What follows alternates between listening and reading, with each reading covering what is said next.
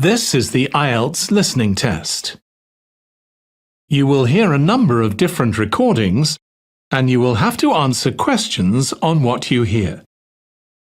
There will be time for you to read the instructions and questions, and you will have a chance to check your work. All the recordings will be played once only. The test is in 4 parts. At the end of the test, you will be given 10 minutes to transfer your answers to the answer sheet. Now turn to Part 1. Part 1. You will hear a man telephoning an employment agency to register for job opportunities. First, you have some time to look at questions 1 to 7.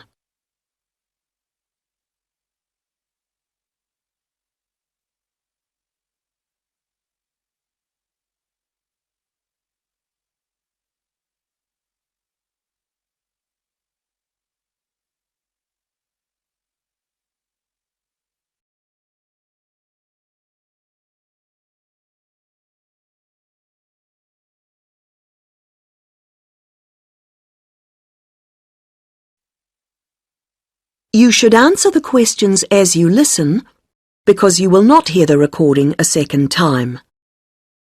Listen carefully to the first part of the conversation and answer questions 1 to 7. Able Employment, how may I help you? I saw your advertisement in the Daily Gazette, Oh, yes. and I'd like to register with you. I'm a student, but I've got the long holiday coming up. Certainly. I'll just get the form ready. OK, let me take your details. Sure. Can I have your full name? It's Bowen. James Bowen. B-O-W-E-N. Right. And your address, please? Well, just now I'm staying at the youth hostel. I see. But I'm moving into a flat on Friday. Well, give me that one then. It's 4 Lion, like the animal, Road, Melford, MF4 5JB. OK. And then I need to have a phone number for you. I don't know the number at the flat yet, but I could give you my mobile.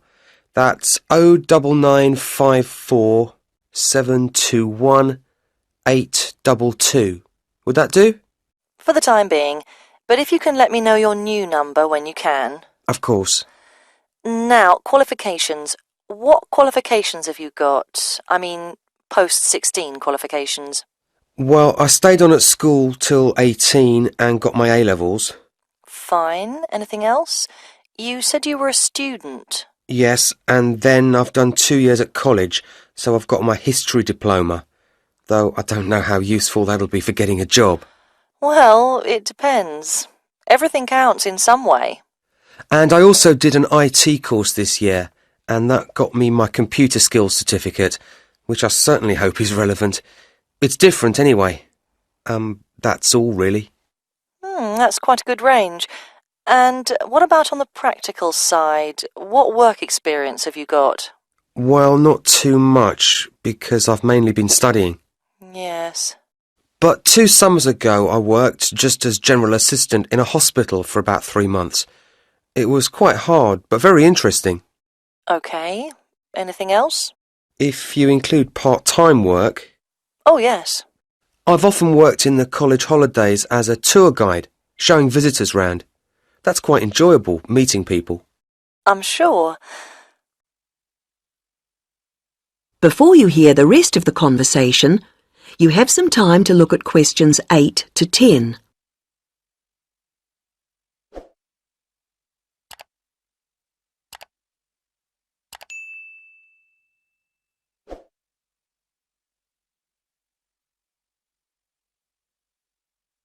Now listen and answer questions 8 to 10.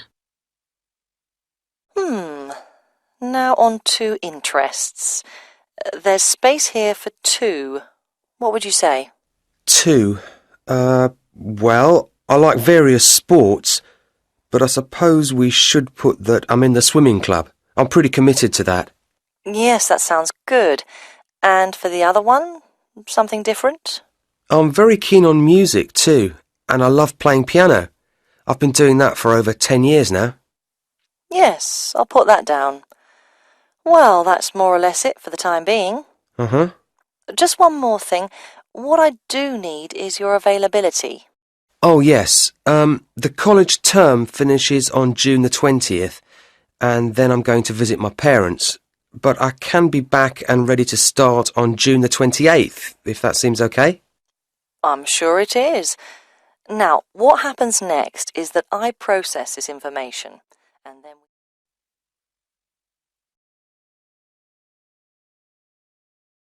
That is the end of part 1. You now have 1 minute to check your answers to part 1.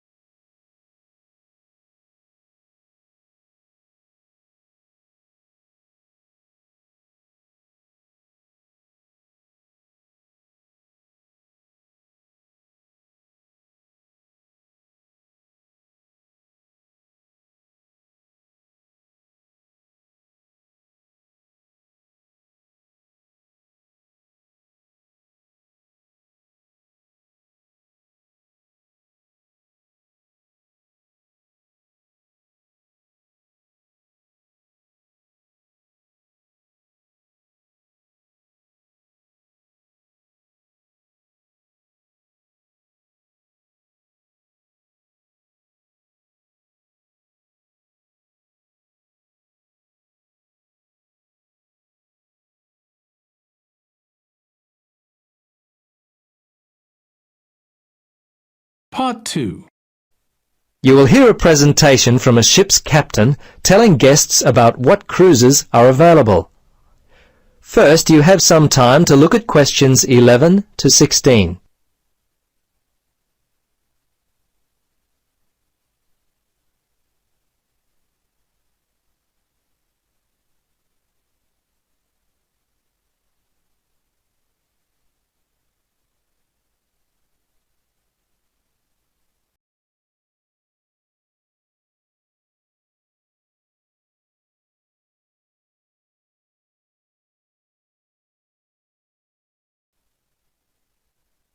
Now listen carefully and answer questions 11 to 16.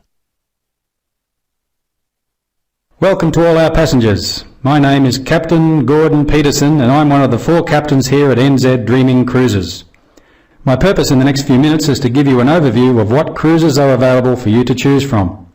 Once you have decided which one you'd like to go on, from this central area we will board the boats for your individual cruises.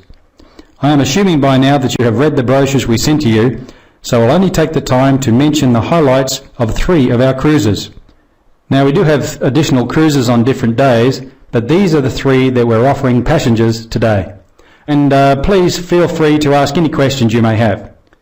Okay then, to begin. The Mitre Peak Lodge Cruise has consistently been one of the most popular cruises we offer. It's a 2-day sightseeing spectacular. You will see the original homestead of Donald Sutherland, who arrived in the area in 1877. It's a real treat to see such an old building. Most people are not actually able to go in. However, included in the $170 price, we offer a tour of the old home. The lodge itself is now used solely as a part of the Milford Track guided walk and is not available for any other accommodation. We will arrive at the Mitre Peak Lodge and there spend the first night and next day before cruising home. The Milford Sound Cruise is next. We used to operate this one daily from the wharf situated in Freshwater Basin, but recently we've upgraded the experience to a 3-day, $240 voyage. Up until 1979, this area was also used as an anchorage for the Milford fishing fleet. We offer an opportunity to go fishing on this one. Don't worry if you don't know much about fishing. We also include a free fishing lesson with the cruise. You anglers won't want to miss this one. Our next cruise is more for the outdoor adventurer. We've called it Adventure Bound. This 4-day trip starts with a visit to Lion Mountain. Rising to a height of 1,302 metres, or 4,272 feet, you had better be sure to pack your climbing boots. Now don't worry if you don't have any. Boots and basic outdoor survival skills are included in the $340 price. On day 2, we go whitewater rafting, and if there's still snow on the mountain, we'll have a chance to go skiing. Before you listen to the rest of the presentation, you have some time to look at questions 17 to 20.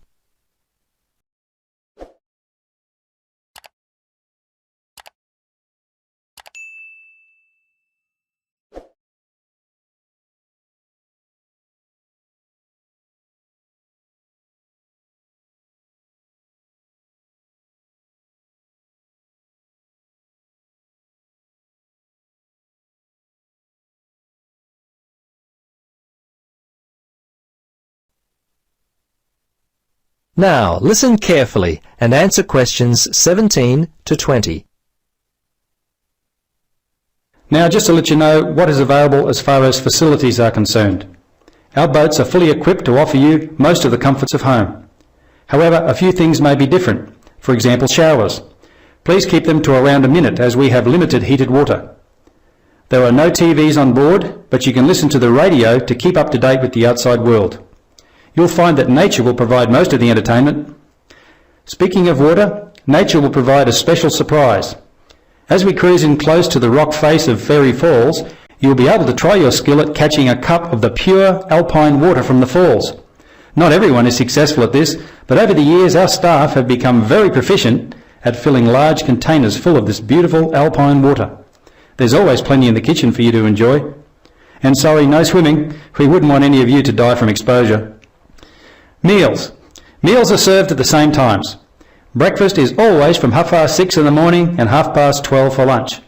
Dinner is served at 6 p.m. and we serve all meals for 1 hour. If you come after that, sorry, but you'll have to wait for the next scheduled meal. Our staff on board work very hard to prepare meals daily for your enjoyment. All we ask is that when you finish your meal, you take your time to wash any dishes you use and place them on the main counter. Our staff will put them in the kitchen, and your cooperation here would greatly assist us in helping run the cruise. Okay, that's enough from me. Let's board the boats. Have a great time. That is the end of part 2. You now have 30 seconds to check your answers to part 2.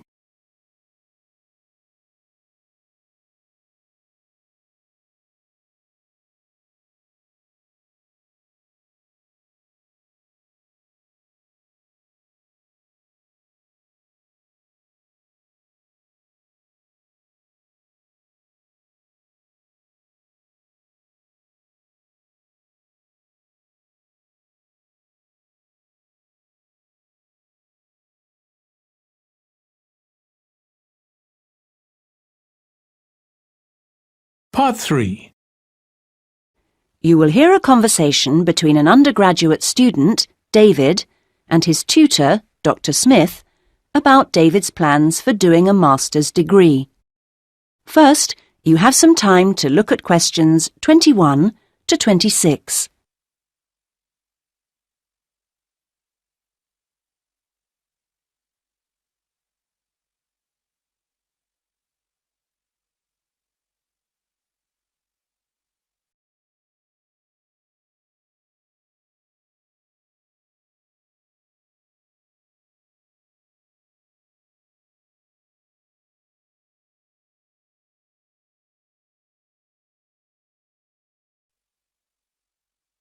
Now listen to the first part of the conversation and answer questions 21 to 26. Right. Well, David, I think it's a good idea to talk a little about your plans for going on to do an MA. Now, I understand you're thinking in terms of either Forth College or Haynes College? That's right.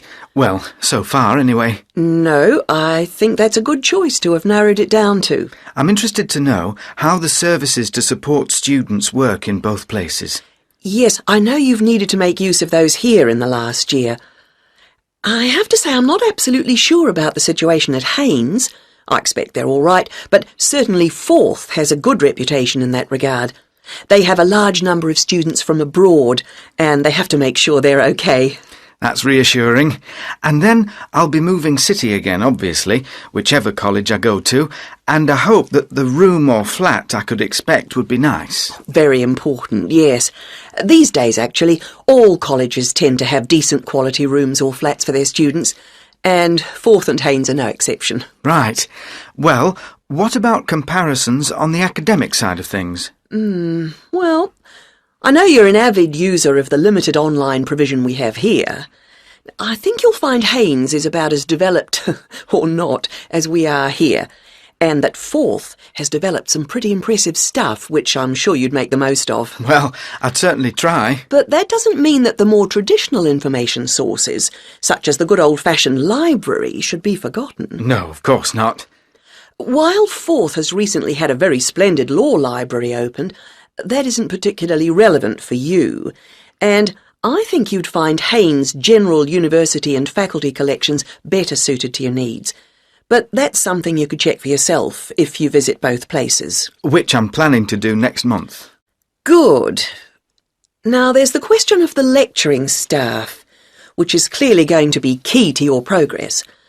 I think you'd find them adequate at Forth. There are some solid people working there, while Haynes have recently taken on some inspirational people, very cutting edge. It's a little hard to judge, though, because as a research student, it's not as if you have teaching all day, every day. No, I guess not.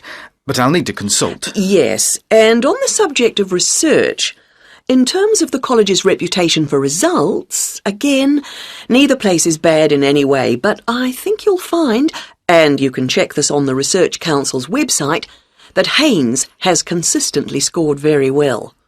There's perhaps a little bit of an issue with non-completing doctorate students at Forth. Well, I'll certainly look at the website as you suggest. Fine. Now you have some time to look at questions 27 to 30.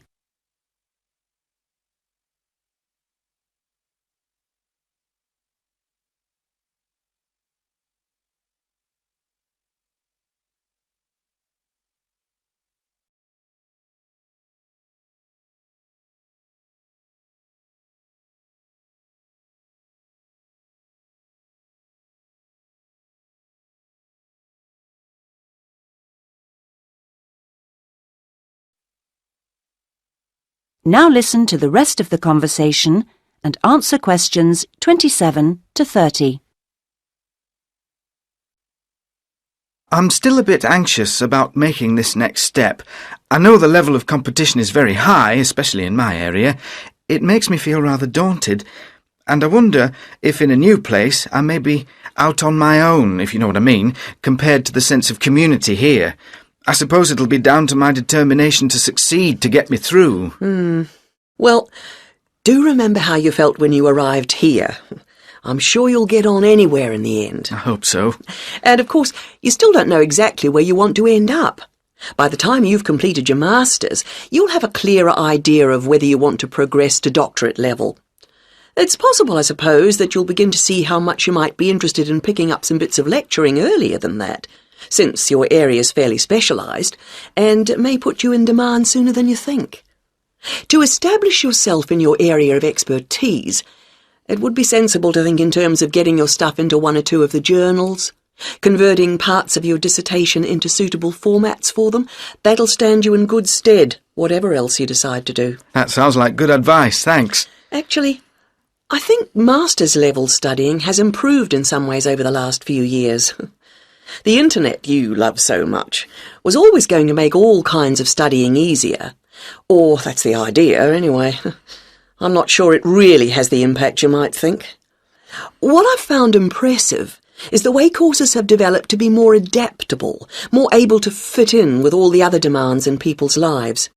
So, while the exams and assignments you all have to do may not have shifted much, at least a wider range of students are now able to benefit from education at the higher levels. I just wish I could be sure I was always making the best use of my opportunities. At the end of each week, I usually feel I could have got more done, arranged things differently, been more efficient somehow. I've got a lot better at taking down notes during seminars and lectures, which means, I think, that my written work has benefited to some degree, so there's progress on some fronts at any rate. Yes, it's interesting seeing... That is the end of part 3. You now have 30 seconds to check your answers to part 3.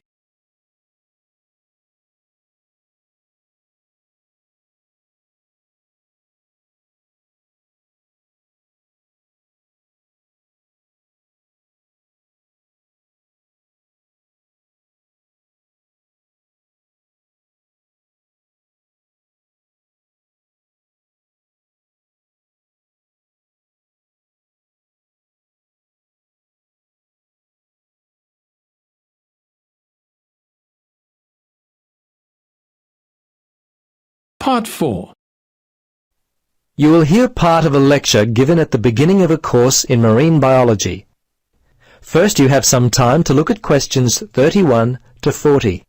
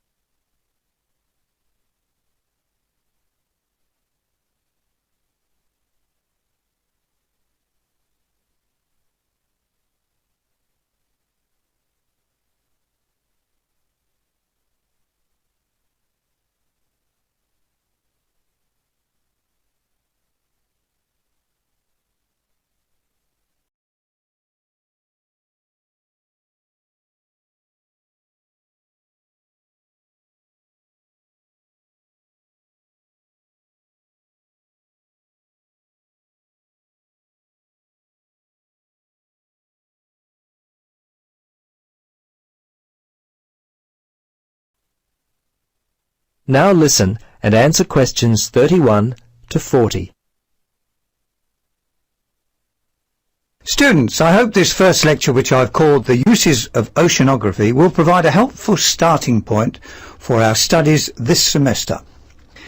In order to be a valid area of study, it has been said that the scientific study of sea or oceanography, as we call it, must point to the practical benefits that can be gained for humankind.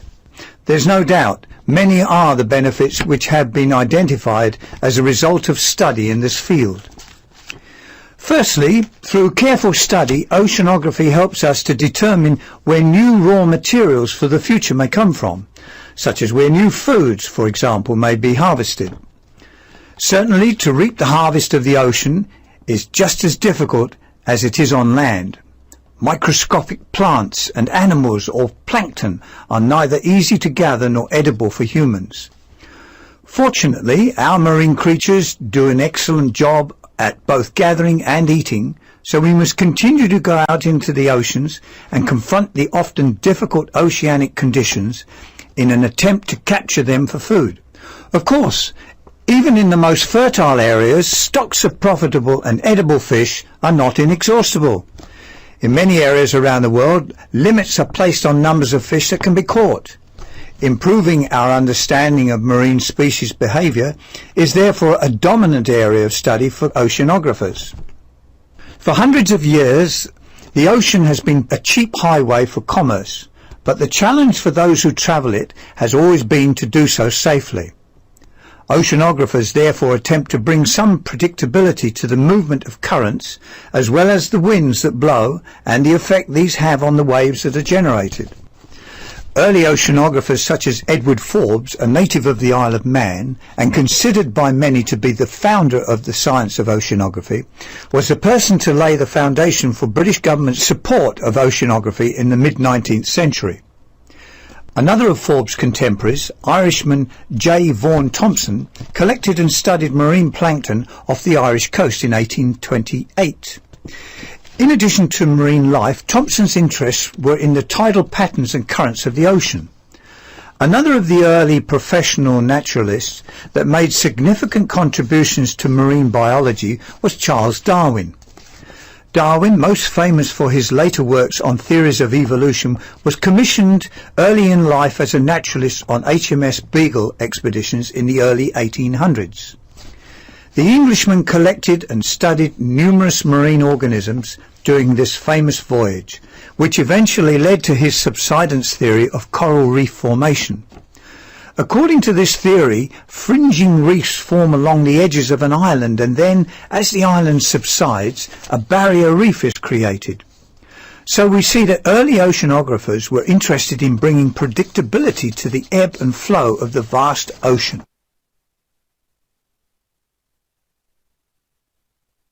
With industry pumping out more and more waste, another area in which oceanographers have busied themselves is in the use of the ocean as a means of waste disposal.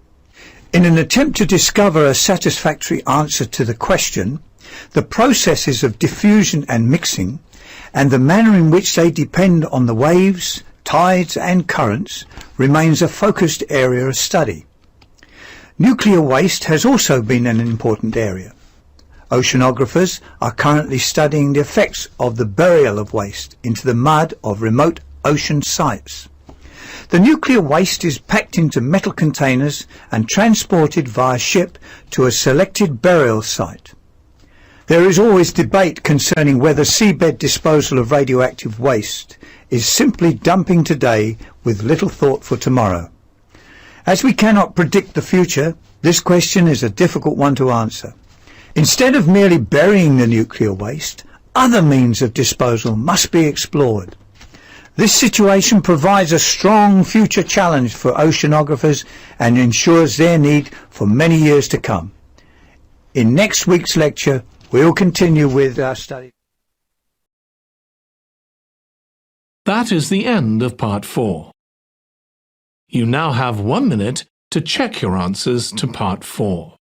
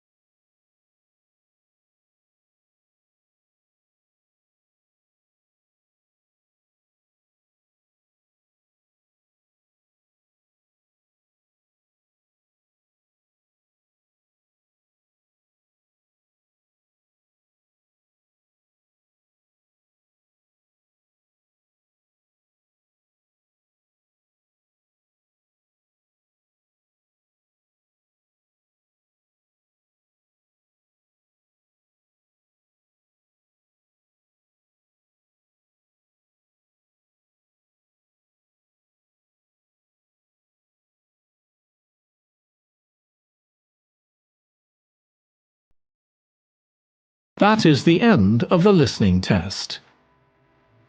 In the IELTS test, you would now have 10 minutes to transfer your answers to the answer sheet.